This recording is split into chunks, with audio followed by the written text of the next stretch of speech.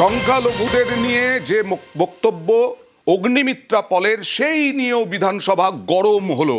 ফিরহাদ হাকিম, অগ্নিমিত্রা পল একেবারে কথা কাটাকাটি। অগ্নিমিত্রা পল, ফিরহাদ হাকিম, সংখ্যালঘু উন্নয়ন ইস্যুতে উত্তপ্ত বিধানসভা। সংখ্যালঘু উন্নয়ন ইস্যুতে উত্তপ্ত বিধানসভা। সংখ্যালঘুদের ক্রিমিনাল তৈরির অভিযোগ অগ্নিমিত্রার। ক্রিমিনাল তৈরির অভিযোগ। সরাসরি চলে যাব প্রতিনিধি পারাদীপের কাছে। এক্ষেত্রেই বা কি হয়েছিল? অগ্নিমিত্রা পল কি প্রসঙ্গে এই ক্রিমিনাল শব্দটা ইউজ করেছিলেন পারাদীপ?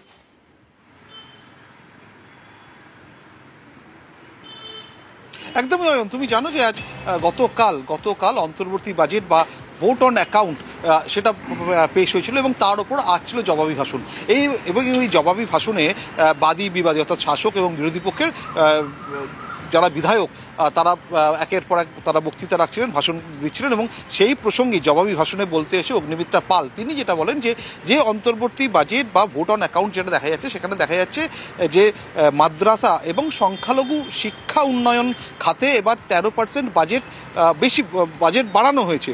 এবং এই প্রসঙ্গ টেনেই অগ্নিমিত্রা পাল তিনি বলেন যে এই যে সংখ্যালঘু শিক্ষা দপ্তর, শিক্ষা উন্নয়ন খাত বা মাদ্রাসার ক্ষেত্রে 13% যে বাজেট বাড়ানো হয়েছে, একটা দুটো দৃষ্টান্ত বা উদাহরণ তিনি দেওয়ার কথা বলেন, যেখানে দেখা যাচ্ছে যে মাদ্রাসা থেকে কোনো ক্ষেত্রে ইঞ্জিনিয়ার, ডাক্তার বা আইপিএস বা শিক্ষার উচ্চ ক্ষেত্রে কেউ কখনো বেরিয়েছেন বা পরবর্তীকালে প্রতিষ্ঠা লাভ করেছেন।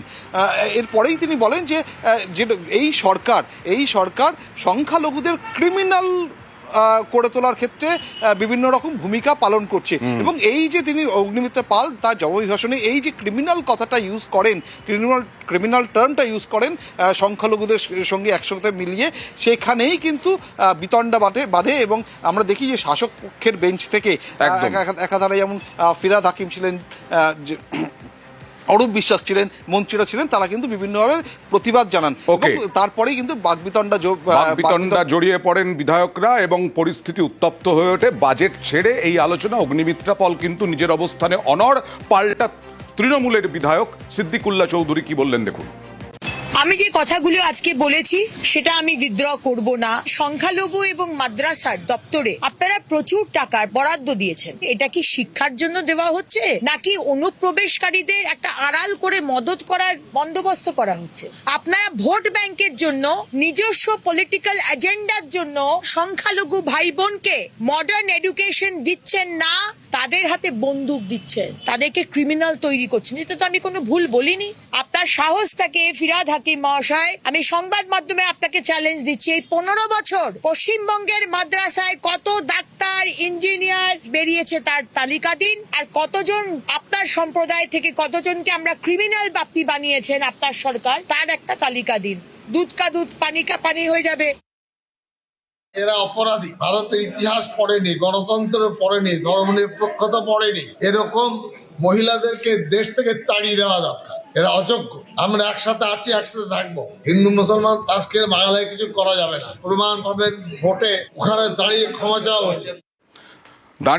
চাওয়া উচিত। ফিরহাদ হাকিম কি বললেন বিধানসভার ভেতরে অগ্নিমিত্রা পলের এই রকম মন্তব্যে? ক্রিমিনাল শব্দ বিধানসভায় দাঁড়িয়ে যখন ব্যবহার করছেন পারাদীপ।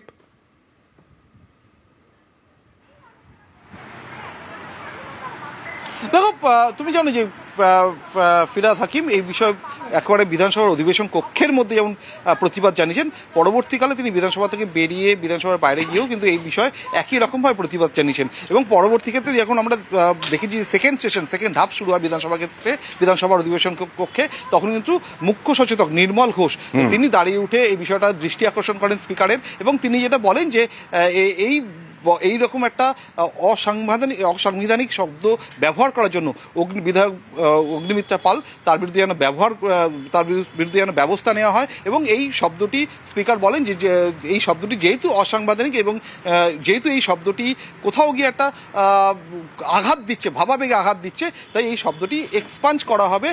যে বয়ান নথিভুক্ত হচ্ছে সেই বয়ান থেকে কিন্তু এই শব্দটি বাদ দেওয়া হবে, এমনটা কিন্তু স্পিকার পরিষদীয় মন্ত্রী শোভনদেব চট্টোপাধ্যায় তিনি কি বললেন দেখুন।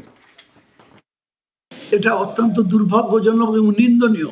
এই বিধানসভার মধ্যে দাঁড়িয়ে তিনি যে ঘৃণার মনোভাব প্রকাশ করলেন একটা বিশেষ ধর্মের মানুষের প্রতি, এটা এই পবিত্র পবিত্র সদনকেও তিনি অসম্মান করেছেন, অপমান করেছেন এবং গোটা সমাজকে অপমান করেছেন।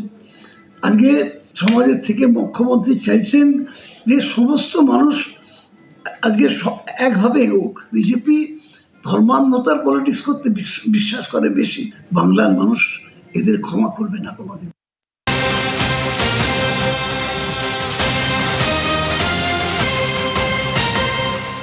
আজকে বাজেট বক্তব্য পেশ করেছেন বিরোধী দলনেতা শুভেন্দু অধিকারী।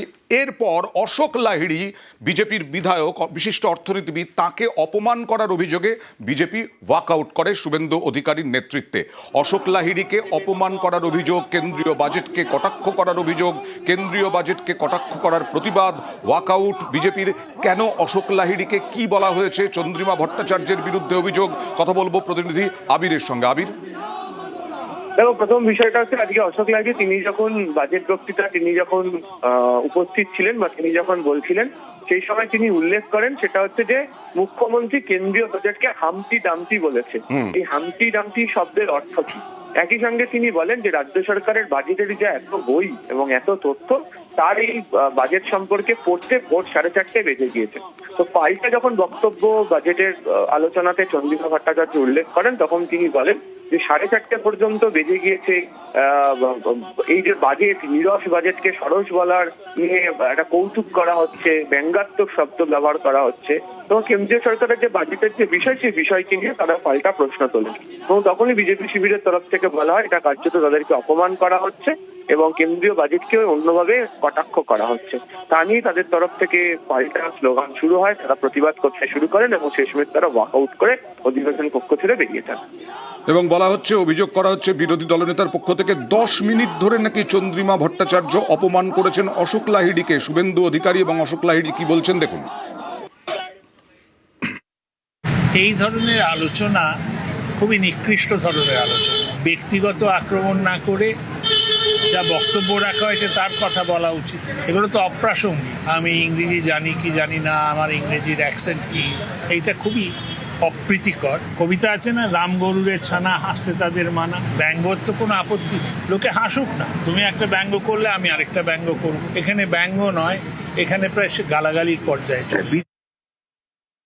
অশোক লাহিড়ীকে অপমান করেছেন অসভ্যভাবে, বর্বরের মতো। এই চন্দ্রিমা ভট্টাচার্য, যিনি কম্পার্টমেন্টাল এমএলএ, তন্ময় ভট্টাচার্যের কাছে হেরেছিল, আমার দয়া জিতে এসেছিল। Doctor Ashok Lahiri is our asset. Doctor Ashok Lahiri আর্টিকেলে এদের সব খুলে দেয়। এরা যে অর্থনীতিকে ধ্বংস করেছে